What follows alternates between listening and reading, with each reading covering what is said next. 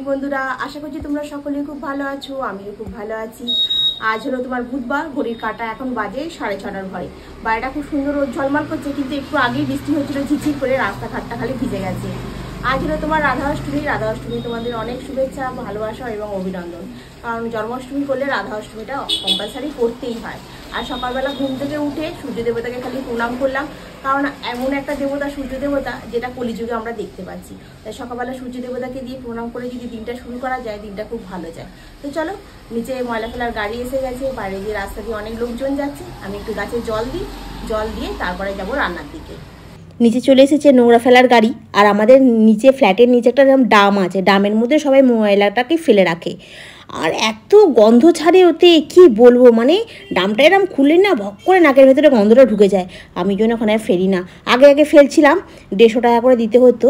আমি বলি না, নোংরা ফেলার জন্য 150 টাকা করে দিতে হবে, তারপর আবার এত গন্ধ, দরকার নেই, আমি নিজে গিয়েই ফেলে আসি। গাছে তো জল দেওয়া হলো, এবার সুজে চলে যাবো একদম রান্নাঘরে। রান্নাঘরে গিয়ে আগে আলুটা কাটি, কেটে আলুটা সেদ্ধ করে আলুটার দমটা বসাই, আর ময়দাটাকে মেখে নিয়ে আগে রান্নাটাকে করিনি। রান্নাটা হয়ে গেলে ময়দা নাহলে আটা মাখবো, আটা লুচি করি। ময়দা খাওয়া ভালো নয়, আটা লুচি করে নিই আর আলুর দমটা করে নিই। তাহলে এদিকের কাজটা মিটে গেলে না ওই দিকের কাজটা করতে পারবো। কারণ এখনও ঘর দালান মোছা আছে, মোছাটা হয়নি, তনু এখনও ঘুমোচ্ছে। তো চলো তাড়াতাড়ি আগে কাজটা সেরে নিই। সকাল সকাল ঘুম থেকে উঠে কাজ করলে না তাড়াতাড়ি কাজটা হয়ে যায়। যেহেতু আমার বেরোনো থাকে, যাওয়ার সময় ঠিক দেখবো আমার দেরি হয়ে গেছে, মানে এদিক ওদিক করতে যাই তো, করতে গেলে দেরি হয়ে যায়। তাই ফোনটাকে একটু চার্জে বসাতে হবে, ফোনে একটু চার্জ নেই, এটাকে চার্জে বসিয়ে আমি এখন আটাটা আর আলুটাকে কেটে নিই। সেদ্ধটা হচ্ছে, হয়ে গেছে প্রায় আলু সেদ্ধটা। এবার আলুর দমটা করবো। আর এখানে হচ্ছে তোমার আটা আর ময়দাটাকে মেখে রেখে দিয়েছি। রেগুলারে আমার কাঁচা থাকে, মানে যাই করি না কেন, আমার সকালবেলা ঘুম থেকে উঠে আমি যে নাইটিটা পরে ধরো রাত্রিবেলা শুই, সেই নাইটিটা, বা সারাদিন যে নাইটিটা পরে থাকে সেইটা, এবার অফিস যাই যে একদিন ছাড়া সেই জামা কাপড়গুলো কাচি, সেই জন্য আমার কাঁচাটা রেগুলার থাকে। আর অল্প অল্প পাউডার দিয়ে একটু ভিজিয়ে দিলে কী বলো তো, গ্যাস গন্ধটা হয় না। আমার জামা কাপড়ে তো সেই কারখানার ময়লা থাকবে না, অফিস যাতায়াত করতে যেটুকুনি ধুলো ময়লা হয় সেইটুকুই। এই জন্য একটুখানি আর কি সার্ফ জলে ডুবিয়ে রেখে দিই, এবার স্নান করার সময় কেচে নেবো। আর আজকে একটু আলুর দম করবো। আজকে আলুর দমটা তোমাদের এখন আমি ভয়েস ওভার করছি, এত সুন্দর হয়েছে কি বলবো। তোমরা কোনোদিন যদি পারো এরম করে একটু আলুর দম করে খেও। একটু কালো জিরে ফোড়ন দিচ্ছি, একটু শুকনো লঙ্কা দিচ্ছি, একটা তেজপাতা দিচ্ছি, একটু হিং দিয়েছি। এরপর আলুগুলোকে সেদ্ধ করে নিয়েছিলাম, আলুগুলোকে এখন এর মধ্যে দিয়ে দিয়েছি। আলুগুলোর মধ্যে একটু নুন দিয়ে দেবো। ভাজার সময় একটু নুন দিয়ে দিলে না আলুর ভেতর পর্যন্ত নুনটা ভালোভাবে বেশ ঢুকে যাবে। এখানে একটু আদাটাকে গ্রেট করে নিয়েছি, 2খানা ছোটো ছোটো টমেটো মূলে 2খানা দিয়েছি। এর মধ্যে দিচ্ছি একটু গোলমরিচের গুঁড়ো, আর এর মধ্যে যাবতীয় মশলা, মানে একটু জিরে গুঁড়ো, একটুখানি ধনে গুঁড়ো, তারপরে তোমার একটুখানি মিষ্টি। আগের দিনই বললাম আমরা হচ্ছে তোমার ঘটি, সেই জন্য আমাদেরকে চিনি দিতে হয়। একটুখানি সামান্য লঙ্কা গুঁড়ো দিলাম, বেশি লঙ্কা গুঁড়ো দিলাম না, তনু আবার খাবে না, ঝাল ঝাল করবে। আর আজকে একটু আলুর দমের মশলার প্যাকেটটা নিয়ে এসে রেখে দিয়েছিলাম, এটা নিরামিষ আলুর দম কিন্তু নিয়ে এসে রেখে দিয়েছিলাম। আর ওই জন্য এটা একটু দিলাম, একটু কাসুরি মেথি দিলাম। আলুর দমে একটু কাসুরি মেথি দিলে খুব ভালো লাগে খেতে। আর একটুখানি ওই কালারের জন্য দিয়ে দিচ্ছি তোমার ওই কাশ্মীরি লঙ্কার গুঁড়ো। ব্যাস, এর মধ্যে আর কিছু দিতে লাগবে না, একটু জল দিয়ে দিলাম। দিয়ে এবারে আলুটাকে আমি কি করেছি, একটু হলুদ দিয়ে দিয়েছিলাম, দিয়ে একটু ভাজা ভালো করে নিয়েছি। এর মধ্যে এই মশলাটা দিয়ে দিলাম, এটা একটু ভালো করে কষা হতে হবে। হয়ে গেলে জল ঢেলে দেবো, দিলেই আলুর দমটা না আজকে এত সুন্দর হয়েছিল। মানে আমি সেন্টারে নিয়ে গেছিলাম, যখন খাচ্ছি এত ভাল লাগছে কি বলবো। আজকে বাসন খুব একটা পড়বে না, কারণ শুধু লুচি আলুর দম হচ্ছে তো, আর তো কিছু হয়নি। ওই খালি কয়েকটা বাসনেতেই আলু ফালু কাটা হয়েছিল ওইগুলো, আর এগুলো আলু ছাকা হয়েছিল, এই জিনিসগুলো মোটামুটি সাদা বাসনই আছে, খালি একটুখানি সার্ফ বুলিয়ে নিলেই পরিষ্কার হয়ে গেছে। আর এখানে জামা কাপড়গুলো পড়েছিল বলতে কি, আমার এগুলো তো কাঁচা জামা কাপড়, এগুলো আমি চেয়ারে জড়ো করে রেখে দিই। গোছানোর তো সময় থাকলেও আবার সন্ধ্যাবেলা এসে আবার ভালো লাগে না, ওই জন্য এখন না গুছিয়ে তারপরে যাব। ওইদিকে আলুর দমটা হোক, মানে মশলাটা কষা হচ্ছে, ততক্ষণ আমার এইদিকে জামা কাপড়গুলো গোছানো হয়ে গেল। আর এসে দেখছি না আলুর দমটা বেশ ভালোই কষা হয়ে গেছে। জল ঢেলে দিলাম, এরপর একটুখানি ফুটে গেলেই এর মধ্যে তোমার ওই গরম মশলা আর বন্ধ করে দিয়ে একটুখানি সামান্য ঘি দিয়ে দেবো, তাহলে কি হবে, ঘির একটা আলাদা সুন্দর গন্ধ বেরোয়। আর নিরামিষ আলুর দমে একটু ঘি দিলে ভালো লাগে, একটু কাজু বাটা, তোমার চার মগজ বাটা দিলেও ভালো লাগে খেতে, কিন্তু আজকে আর সময় হয় না। আজকের আলুর দমটা যেভাবে করেছি এটা আবার আরও এক্সিলেন্ট খেতে হয়েছে। এটা এখানে ঢেলে নিই, একটু ঠান্ডা হলে তবে গিয়ে টেবিলে রাখবো। কাঁচের টেবিল তো একদম গরম অবস্থায় যতই স্ট্যান্ডের উপরে রাখি আমার খুব ভয় লাগে যদি কেটে ফেটে যায়। ব্যাস এটাকে একটু চাপা দিয়ে রেখে দিই নিচের দিকে, একটু ঠান্ডা মতো হয়ে যাবে, তারপর বাকি কাজগুলো করতে হবে আবার। এ দেখো এখানে খালি কড়াটা পড়ে আছে, বাকি বাসনগুলো সব মেজে নিয়েছি, আর বাকি আছে একটু ঘর দালানটা মুছতে হবে। আজকে মোটামুটি সব কাজই করে নিলাম। এরপর আমি খালি ঘর দালানটা মুছে পরিষ্কার করে নিয়ে স্নান করতে যাব। স্নান করে এসে পুজো করে তারপরে লুচিগুলো ভাজবো। একবারে ভাবছিলাম যে লুচিগুলো ভেজে নিই, না থাক, স্নান করে এসেই পুজোটা করেই ভাজবো। স্নান টান হয়ে গেল, কতগুলো জামা কাপড় তখন ভিজেছিলাম সেগুলো সব কেচেছি, এগুলো সব ব্যালকনিতে মেলবো।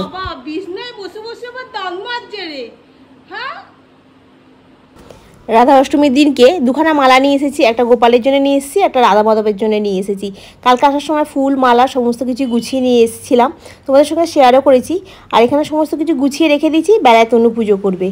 আর এখানে দেখো আমার গোপালকে খেতে দিয়ে দিয়েছি সকালবেলা, গোপালকে সেবা হয়ে গেছে, বাকি ঠাকুরদেরও সেবা হয়ে গেছে। পুজোটা আমার সারা হয়ে গেছে, বেলায় তনু পুজো করবে, কারণ রাধা অষ্টমী তোমার বেলা 12টা থেকে। সকালবেলা গোপালকে স্নান টান করে নতুন জামা কাপড় পরিয়ে বসিয়ে দিয়েছি, বেলায় ফল রেখে দিয়েছি, ফ্রিজেতে মিষ্টি রাখা আছে, বেলায় 8 রকম মিষ্টি দিয়ে ফল দিয়ে তনুকে বলেছি একটু আরতি করে ভালো করে সুন্দর করে পুজো করবি। ও তনু, খাটের তলাতে ওই আছে তোর নাড়ু ফাড়ুগুলো আছে, হ্যাঁ চাল ভাজা নাড়ু সব আছে, ওগুলো বার করে নিতে পারবি তো, না বার করে দিয়ে যাবো? পারবি না বাবা, বার করে দিয়ে যাই, নাহলে তুই আরো ভুলে।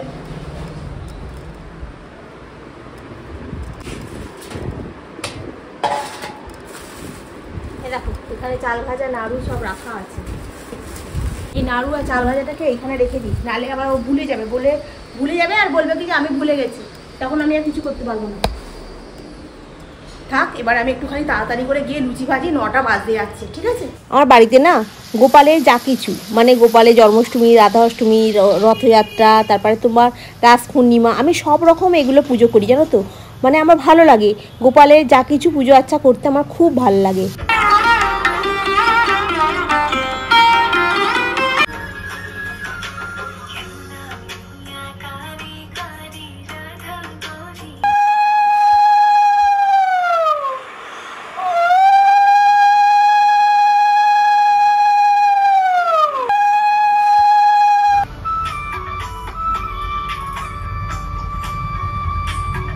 তনুবুড়ি আমার জন্য একটু কফি করে নিয়ে আসছে গো।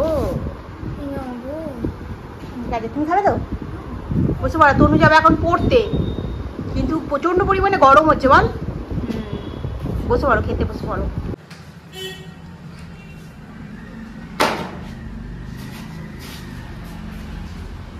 লুচি মুচি তো সব আছেই দেখছি, আলুর দমও আছে, রাতে তাহলে কিছু রান্না করতে হবে না মনে হচ্ছে। গরমটা একটু পড়েইছে, প্রচন্ড পরিমাণে গরম পড়েছে। ঠিক আছে ঠিক আছে, তুই করতে হবে না, তুই হ্যাঁ সাবধানে যাবি। হ্যাঁ সন্ধ্যাবেলা বাড়ি আসতে তনু চা কফি করে দিল, খেয়ে পড়তে গেছে, এখনো বাড়ি ফেরেনি। আমি বসেছিলাম, বসে বসে একটু ভিডিওটা এডিট করছিলাম। আজ তো রান্না বান্না নেই, বেশ ভালোই হলো। আর কালকে যাবো তো কলেজ স্ট্রিটে, আর আজকে আসার সময় ডিমটা একদম ছিল না, ওই জন্য আসার সময় আজকে একটা ডিম নিয়ে এসেছি। ডিমটাকে এবারে গুছিয়ে ওই ফ্রিজের মধ্যে পুড়ে রাখবো। আর রাত সকালে তো বললামই আলুর দম আছে, লুচি আছে, তারপরে মিষ্টিটা ঠাকুরকে দেওয়া হয়েছিল, সেই মিষ্টিটাই আমি একটু টুকটাক করে খাচ্ছিলাম। একটু করে খাচ্ছি, জল খেয়েছি। আমার মিষ্টি খেতে খুব ভালো লাগে। আর ঠাকুরকে যে মিষ্টিগুলো দিই সেগুলো নিজের মনের মতো করে মিষ্টিগুলো নিয়ে আসি ঠাকুরকে দেওয়ার জন্য, মানে আমারও ভালো লাগবে, আমার গোপালেরও ভালো লাগবে খেতে, এই হিসাবে। যাই হোক, এখন রান্নায় কিছু নেই, খালি ডিমটা গুছিয়ে গেছে, একটু ফ্রিজে রাখলেই আজকে এটা কমপ্লিট হয়ে যাবে। আর আমার এক বন্ধু বলেছে যে চুলের ডগটা কাটতে, ঠিকই বলেছো, তা এদিক দিয়ে দেখাই। চুলের ডগটা দেখো না কি অবস্থা, কি করতাম বলো তো আমি। দেখো এই চুলের এইরকম ডগ, তো ওর লম্বা চুল ছিল এতখানি, ঠিক আছে? ওর চুলটা এরকম নিয়ে কি করতাম, মানে খাবার পড়তো তো টেবিলের মধ্যে, এই খাবারটাকে চুলটা দিয়ে এরকম করে ঝাড় দিতাম। আমি খুব বদমাইশ ছিলাম ছোটবেলায়, বদমাইশ মানে টিপিল বদমাইশ ছিলাম। খেলতে গেলে কাউকে ধাক্কা মেরে ফেলে দিতাম ড্রেনের মধ্যে, হ্যাঁ, তারপরে তার সঙ্গে মারামারি করতাম, ছেলেদের সঙ্গে মারামারি করতাম, এইরকম বদমাইশ ছিলাম আর কি, খুবই বদমাইশ ছিলাম আমি। ওই জন্য আমার মা ধিৎকারে তাড়াতাড়ি বিয়ে দিয়ে দিয়েছে, বলছে এত বদমাইশ বাজে মেয়েকে ঘরে রাখা যাবে না, ওই তাড়াতাড়ি বিয়ে দিয়ে দিয়েছে, তুই যাবে না এখান থেকে। হ্যাঁ, ওই জন্য ঘর থেকে বার করে দিয়েছে আর কি, বুঝলে? অতিরিক্ত বদমাইশি করলে তো বার করেই দেবে না। তো যাই হোক, চুলটা, হ্যাঁ চুলটাকে কাটবো, যেটা বলছি সেটাই বলতে বলতে ভুলে যাই। চুলটাকে কাটবো, কেটে এই যে ডগাটা, এই ডগাটাকে কাটবো। আগে 1 বছর তনু কেটে আমার এইটুকু করে দিয়েছিল, আমি কি কাঁদছিলাম।